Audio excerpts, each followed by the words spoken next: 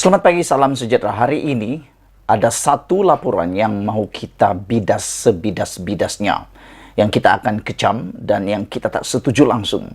Ada orang mempertikaikan cara pemikiran Datuk Seri Anwar Ibrahim, Perdana Menteri kita. Mereka kata Datuk Seri Anwar Ibrahim ini kolot.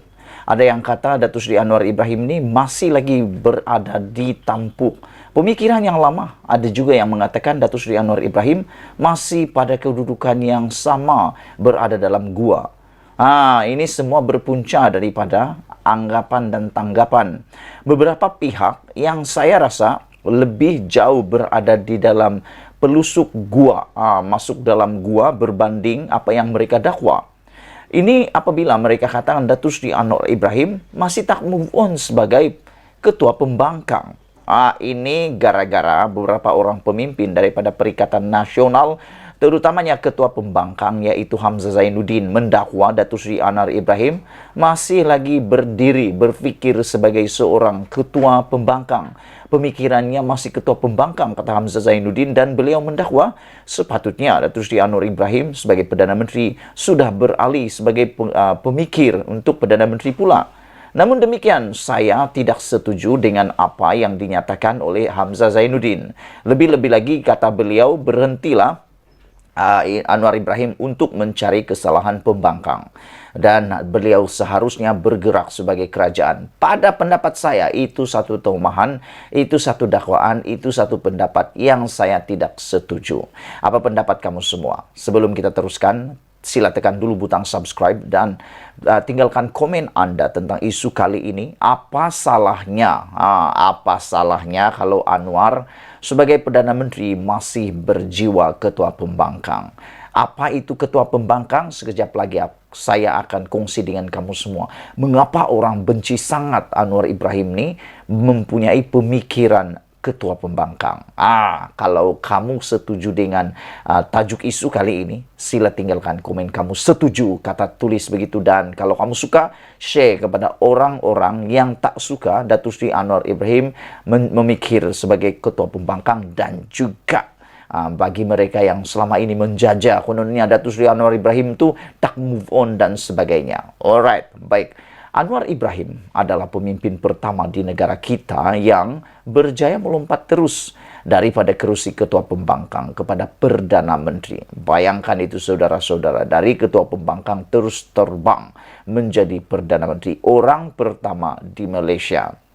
Dengan itu, beberapa pihak terutama Perikatan Nasional yang Anwar berjaya turun tarafkannya daripada kerajaan kepada pembangkang terlihat kurang senang dengan beberapa tindakan yang didakwa.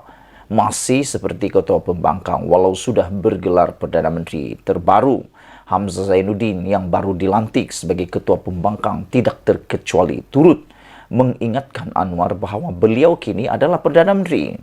Sebagai Perdana Menteri, Anwar mesti bertindak sebagai Perdana Menteri, bukan lagi seperti ketua pembangkang, kata Hamzah Zainuddin. Ketidaksenangan Perikatan Nasional terhadap tindakan Anwar yang didakwa masih seperti ketua pembangkang itu adalah berikutan beberapa pendedahannya sejak menguasai Putrajaya mengenai wujudnya kepincangan dan mungkin wujud salah laku dalam kerajaan terdahulu. Sebenarnya saya secara pribadi saya sangat suka dengan cara Datuk Seri Anwar Ibrahim mentadbir dan mendedahkan kepincangan-kepincangan yang berlaku dalam kerajaan sebelum ini.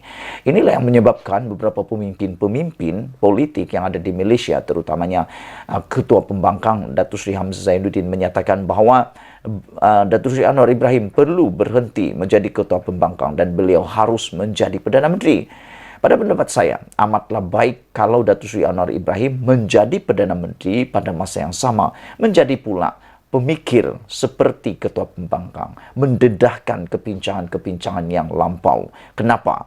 Anda takut ke? Ini persoalan kita kepada kerajaan yang terdahulu. Kenapa?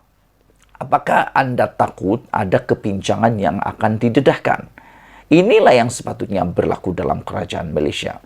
Kepincangan-kepincangan semua orang, siapapun, tanpa peduli latar belakang partinya, siapa orangnya, siapa kerajaannya, kerajaan BNK, kerajaan PNK, kerajaan perpaduan, ke kerajaan apapun, Kalau ada kepincangan, perlu didedahkan sepenuhnya.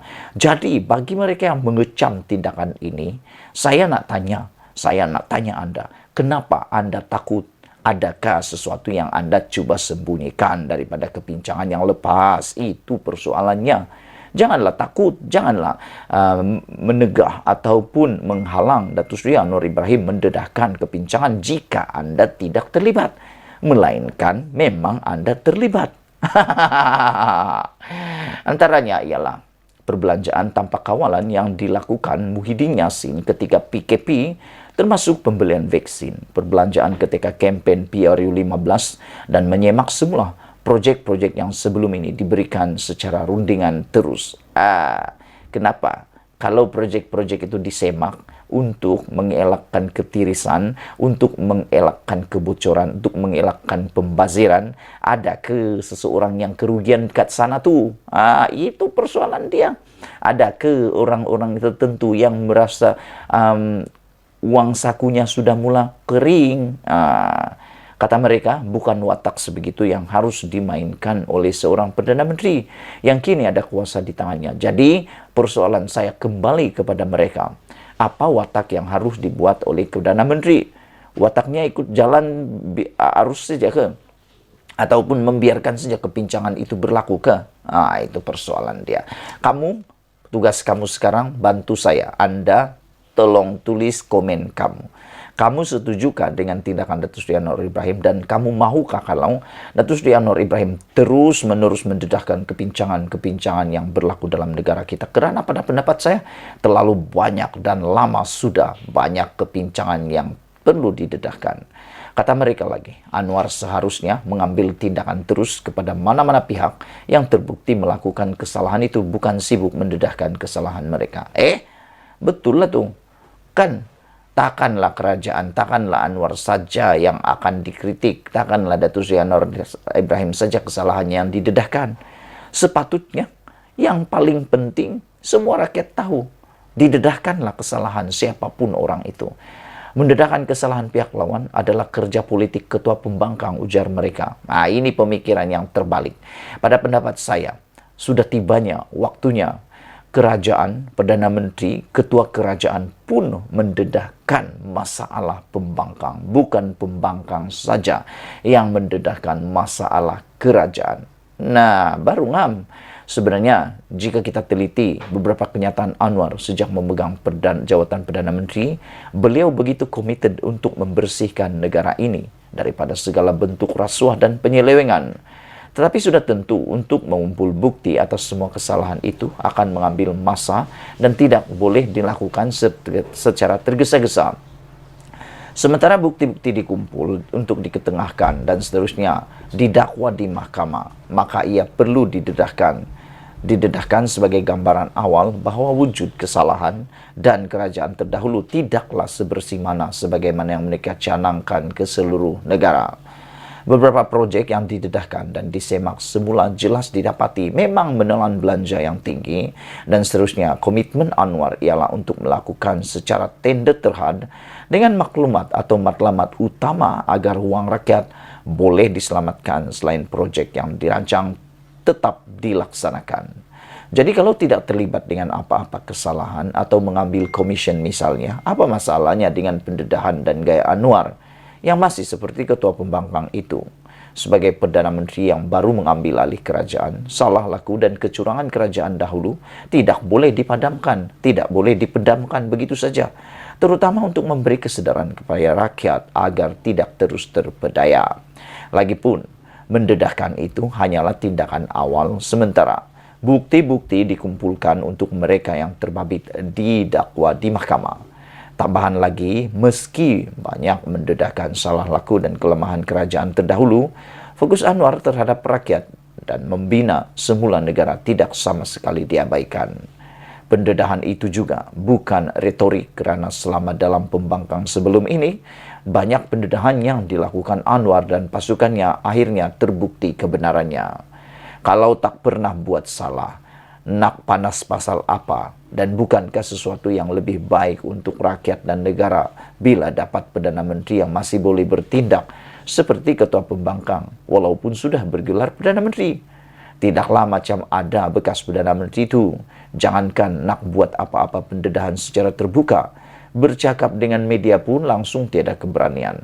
Asyik-asyik dengan perutusan khas dan kenyataan media berbentuk PDF saja sebagai ulasan aksinya atau ulangan aksinya. Hakikatnya tiada apa-apa yang lebih baik, atau saudara sekalian, hakikatnya tiada apa-apa yang tidak baik bila Perdana Menteri masih berjiwa Ketua Pembangkang. Sebaliknya, yang rusak hanyalah jika Ketua Pembangkang cuba berlagak seperti Perdana Menteri. Ditulis oleh Sahbudin Husin, 22 Desember 2022. Kita jumpa lagi. Malaysia kita punya, kita jaga sama-sama, cintai Malaysiaku. Bye-bye.